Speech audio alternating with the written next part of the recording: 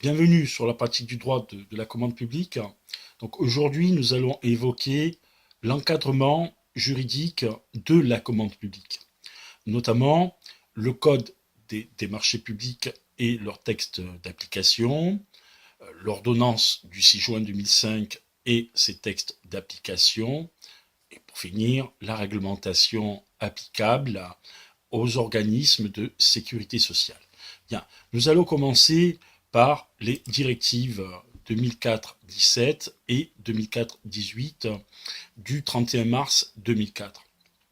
Donc ces directives forment l'essentiel de la réglementation communautaire des marchés publics. Tout État membre et donc la France se doit d'intégrer dans sa législation nationale les règles édictées par l'Europe, notamment celles contenues dans les directives précitées. À défaut, les marchés passés selon les règles nationales contraires ou antagoniques à celles édictées par les directives communautaires rendraient ces marchés illégaux. Donc on indiquera encore que la réforme du Code des marchés publics intervenue en 2006, parce qu'il s'agit bien d'une réforme d'adaptation au droit communautaire, a également permis d'atteindre au moins dans une certaine mesure deux autres objectifs, et notamment celui d'ouvrir de façon importante les marchés publics aux petites et moyennes entreprises, c'est-à-dire les PME, ainsi que encore donner une dimension et une promotion et ainsi que des préoccupations environnementales dans les marchés, notamment lorsque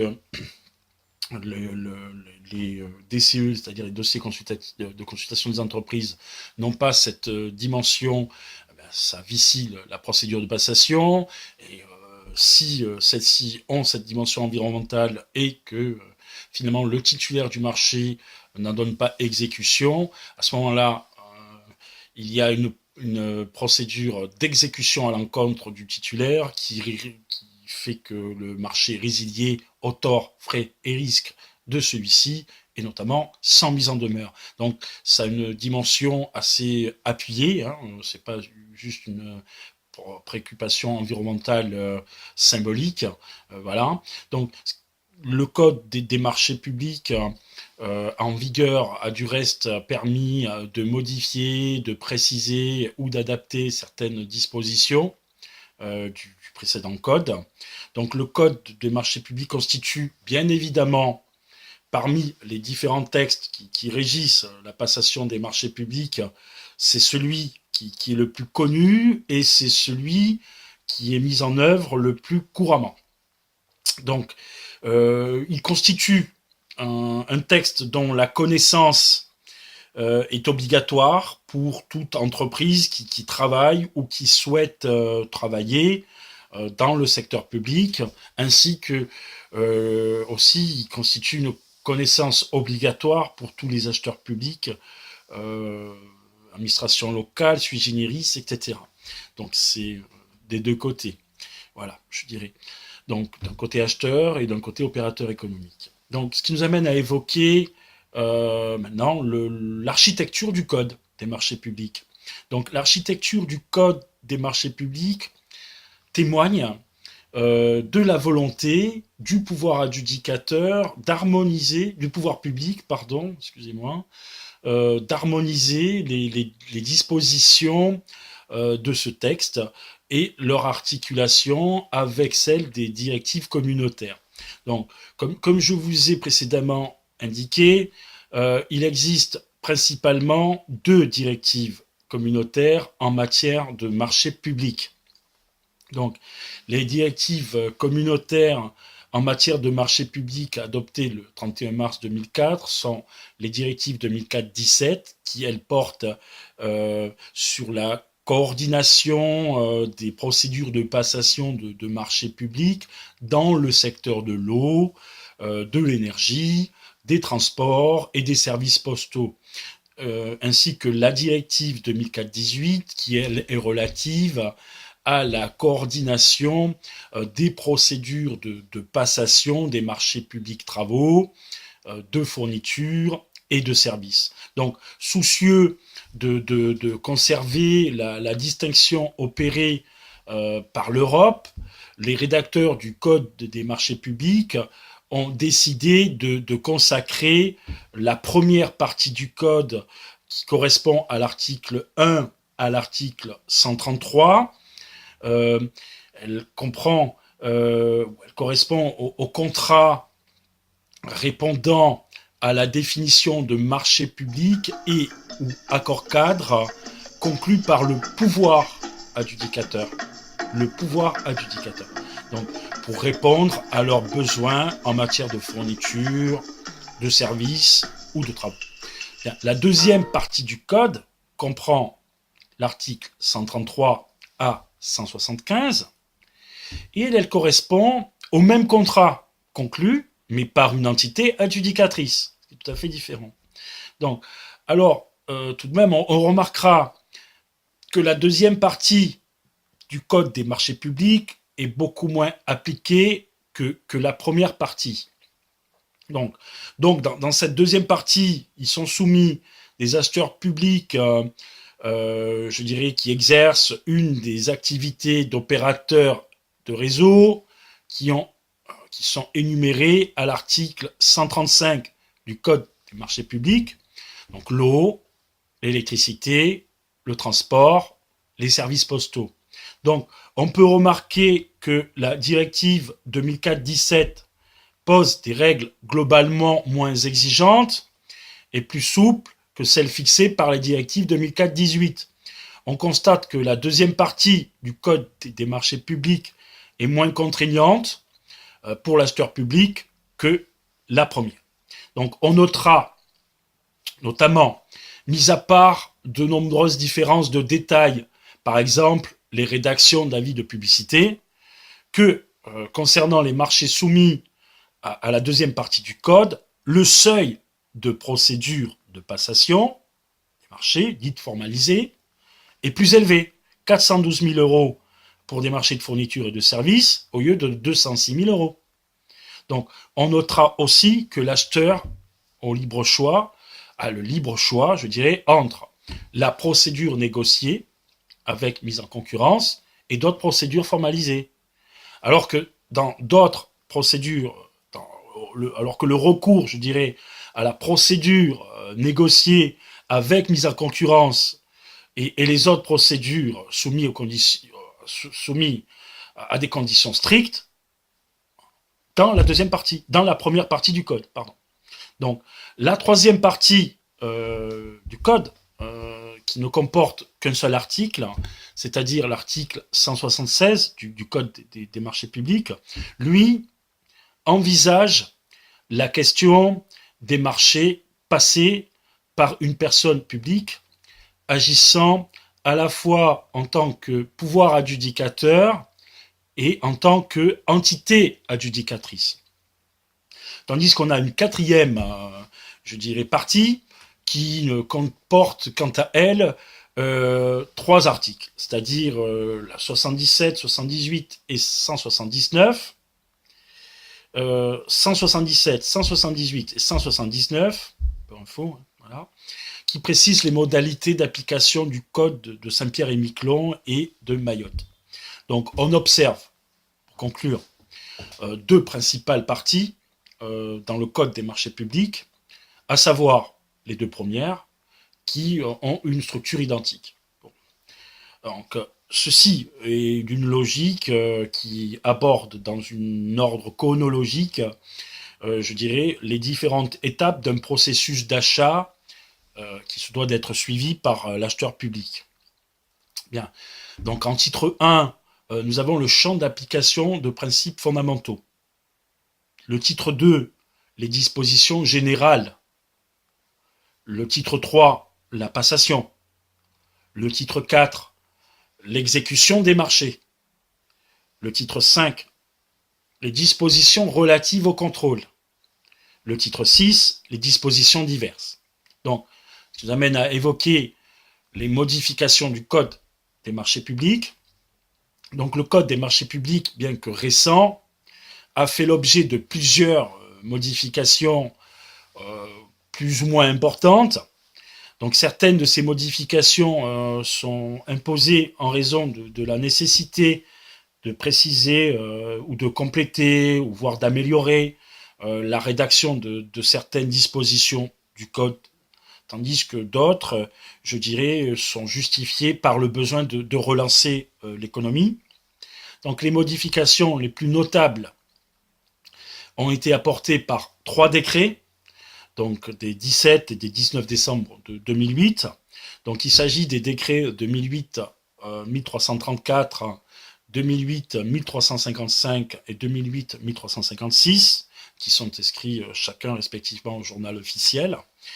À la faveur d'un décret en date de 2 septembre, je dirais 2009, des modifications d'une moindre ampleur ont été apportées au Code des marchés publics.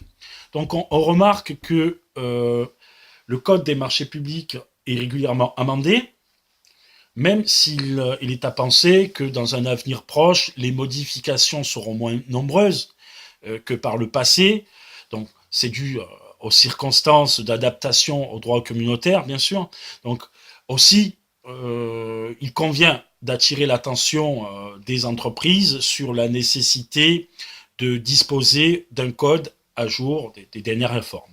Donc, ce qui nous amène maintenant à évoquer l'acheteur public qui est soumis au code des marchés publics et les marchés qui sont exclus pour l'acheteur qui est soumis à ce même code.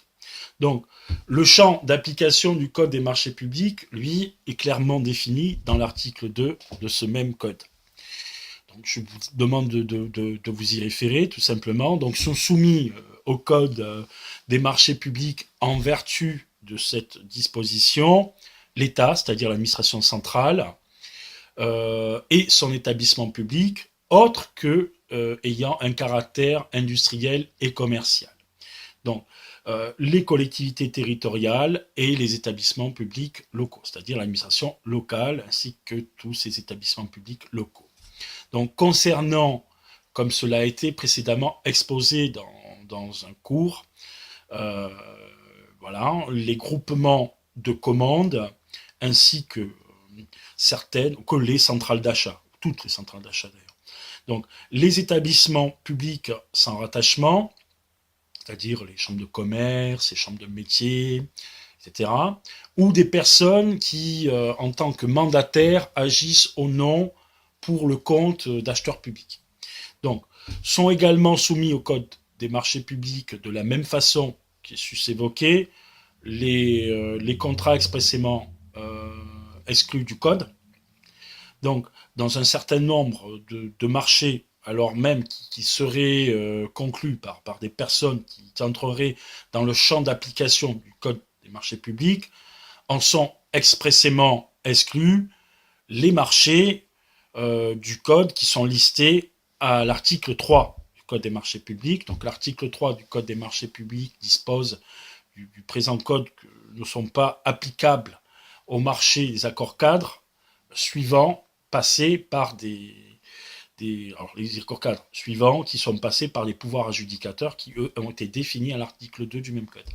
Donc voilà, je vous demande tout simplement de vous référer à l'article 3 si il y a des questions à se poser à ce sujet.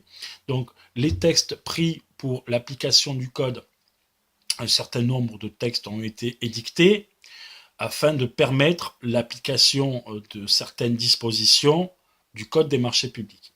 Donc, à s'en tenir à un seul texte d'application, il est intéressant directement à la réponse à un appel d'offres, par exemple, il est possible de citer notamment l'arrêté du 28 août 2006, donc prise en application du Code des marchés publics et fixant les modèles de passation et d'attribution des marchés publics et des accords cadres. Donc, c'est inscrit au journal officiel du 29 août 2006 en page 12769. Bien, cet arrêté fixe les modèles d'avis public à la concurrence devant être utilisés par l'acheteur public lorsque le montant du marché pour l'attribution duquel une procédure de passation est lancée n'excède pas le seuil communautaire. Donc l'arrêté du 28 août 2006 fixant la liste des renseignements, des documents pouvant être demandés aux candidats au marché passé par le pouvoir adjudicateur. Donc c'est dans le journal officiel du 29 août 2006, c'est la page 12756. Donc c'est très important. Hein. Je vous rappelle, c'est les documents qui peuvent être demandés par le pouvoir adjudicateur aux candidats. Voilà. Donc cet arrêté fixe les listes aussi de renseignements et des documents qu'un acheteur public peut demander aux entreprises à l'appui de leur candidature, et ce, dans la mesure où il est nécessaire à l'appréciation des capacités des candidats. Donc l'arrêté du 28 août 2006, qui est relatif aux spécifications techniques des marchés et des accords cadres, donc le journal officiel du 29 août 2006, c'est la page 12764, ce texte définit ce que sont les spécifications techniques au sens de l'article 6 du Code des marchés publics, et ce que pour le marché travaux, des fournitures, que ce soit pour les marchés travaux ou des marchés de fournitures ou de services. Donc l'arrêté du 28 août 2006, qui est pris en application à l'article 48 et de l'article 56 du Code des marchés publics, et relatif à la dématérialisation, je dirais, de la procédure de passation des marchés formalisés, publics formalisés. Donc c'est non sur voie papier, mais c'est sur voie électronique. Donc c'est inscrit au journal officiel du 29 août 2006, c'est la page 12766. Donc cet arrêté précise essentiellement les conditions techniques dans lesquelles le document de la consultation peut être dématérialisé, ainsi que celles dans lesquelles une entreprise peut déposer sa candidature et son offre de prestation sur un support électronique. Bon, le chapitre premier, qui sont les dispositions relatives à la dématérialisation des documents de consultation des candidatures et des offres, donc c'est l'arrêté du 28 décembre 2004, c'est inscrit au journal officiel au 30 décembre 2004, en page 22 383. Donc cet arrêté fixe la liste des administrations et des organismes compétents, ainsi que la liste des impôts, cotisations sociales, ayant donné lieu à la délivrance d'un certificat demandé par l'acheteur public au candidat auquel il est envisagé d'attribuer le marché. Bien. Ce qui nous amène maintenant à évoquer l'ordonnance du 6 juin 2005 et ses textes d'application. Donc c'est sont les directives donc communautaires relatives au marché public ont un champ d'application plus vaste que le code du marché public. Donc ces textes ou cette citation, je veux dire, de cette situation, il en résulte un certain marché, ou que certains marchés qui sont soumis aux directives communautaires n'entrent pas dans le champ d'application du Code des marchés publics.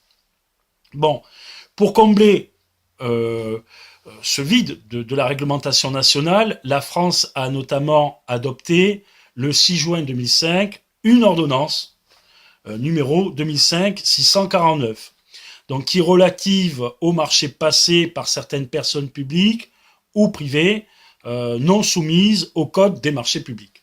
Bien, cette ordonnance qui comporte notamment des dispositions relatives à son champ d'application, aux différentes procédures, je dirais, de passation et au contenu des marchés. Donc, celle-ci est complétée par 2 décrets d'application.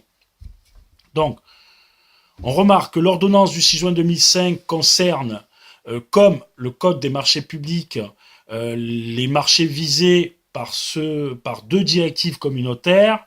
Aussi, de la même façon que le Code des marchés publics, l'ordonnance comprend une partie relative au marché passé dans le secteur courant des directives 2004-18 et une partie consacrée aux marchés conclus par le secteur de l'eau, de l'énergie, du transport, des services postaux par les directives 2004-17.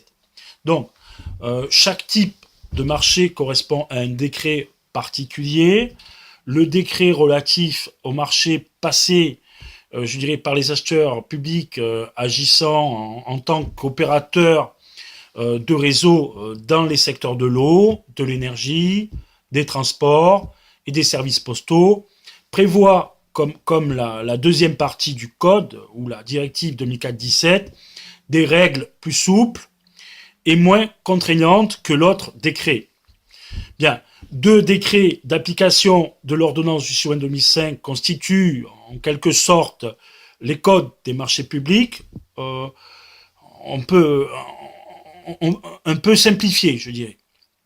Donc, le décret numéro 2005-1308 du 20 octobre 2005 qui est relatif au marché passé par les entités adjudicatrices mentionnées à l'article 4 de l'ordonnance 2005-649 du 6 juin 2005, qui est relative au marché passé par certaines personnes publiques ou privées non soumises au code des marchés publics. Et puis nous avons le décret 2005-1742 du 30 décembre 2005 fixant les règles applicables au marché passé par le pouvoir adjudicateur mentionné à l'article 3 de l'ordonnance 2005-649 du 6 juin 2005 qui est relative au marché passé par certaines personnes publiques ou privées non soumises au code des marchés publics. Donc l'ordonnance du 6 juin 2005, 649 du 6 juin 2005 et ses décrets d'application ont fait l'objet de plusieurs modifications depuis leur entrée en vigueur. Donc il est conseillé aux entreprises de bien vérifier que la version utilisée à ce jour est la dernière évolution, bien sûr. Donc l'acheteur soumis, ce qui nous amène à évoquer l'acheteur public soumis à l'ordonnance et les marchés qui en sont exclus. Donc l'acheteur soumis à l'ordonnance, la quasi-totalité des acheteurs publics qui ne sont pas soumis au code des marchés publics entrent dans le champ d'application de l'ordonnance 6 juin 2005.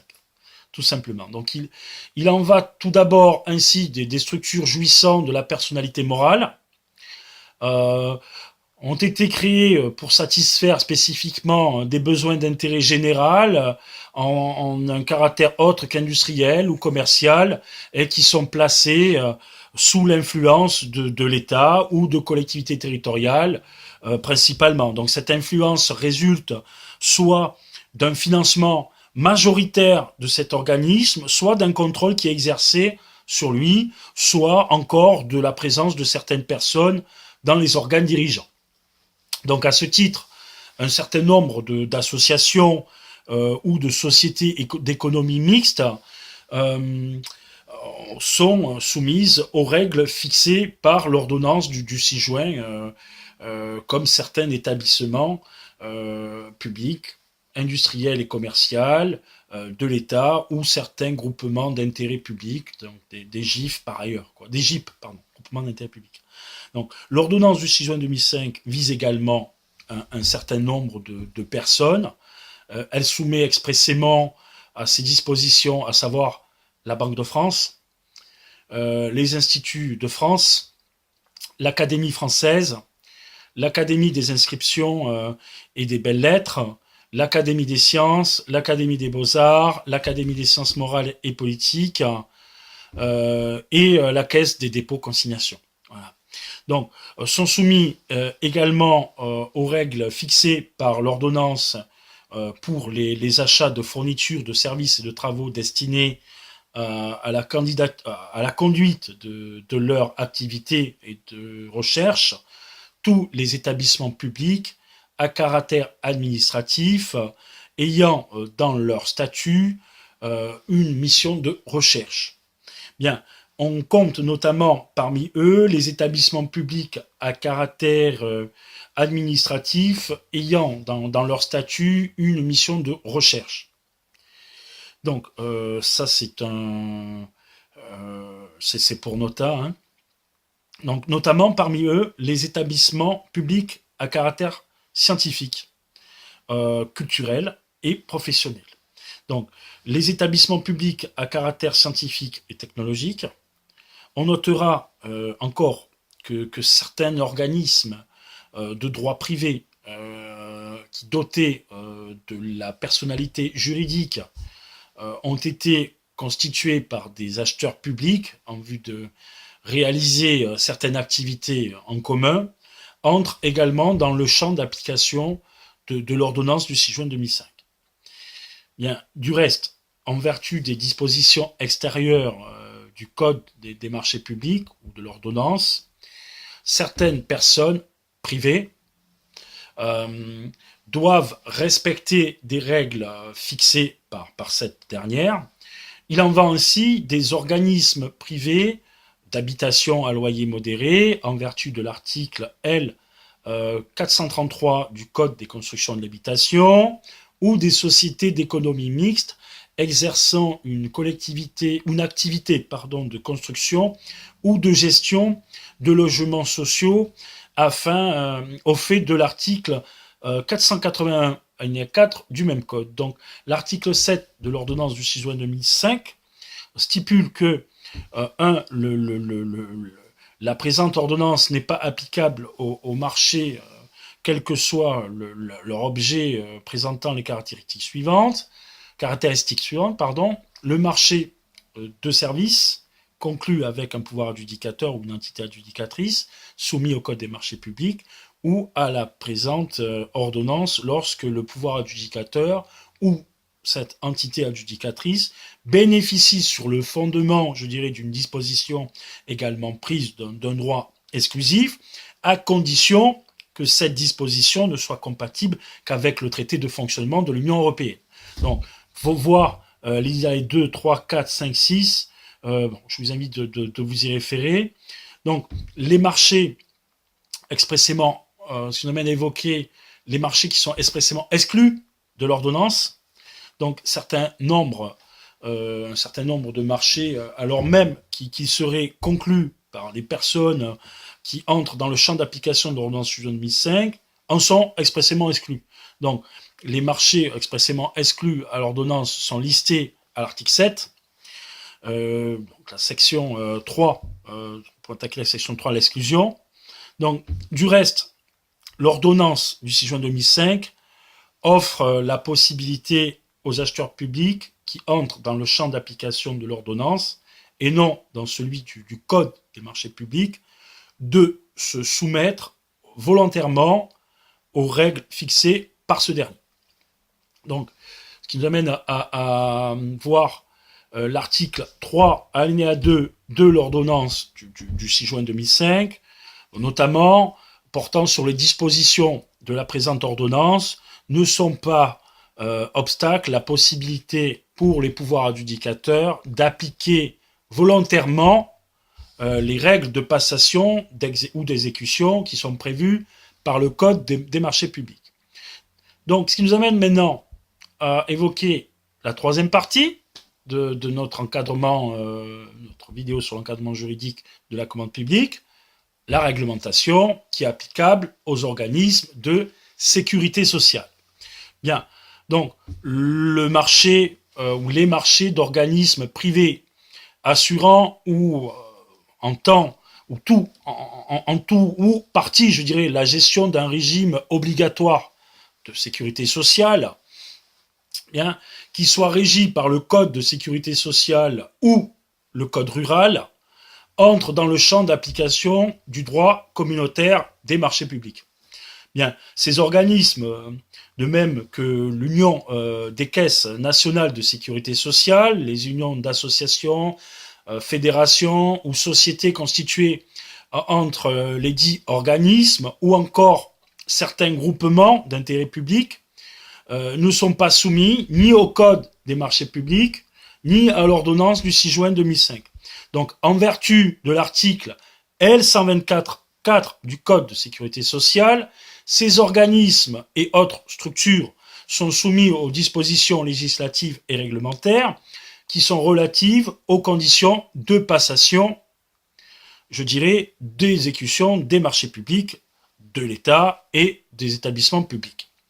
Donc, certaines spécificités qui ont trait essentiellement aux organes chargés à la passation des marchés sont prévues par un arrêté, celui du 16 juin 2008, portant sur la réglementation des marchés des organismes de sécurité sociale. C'est inscrit au journal officiel du 24 juin 2008.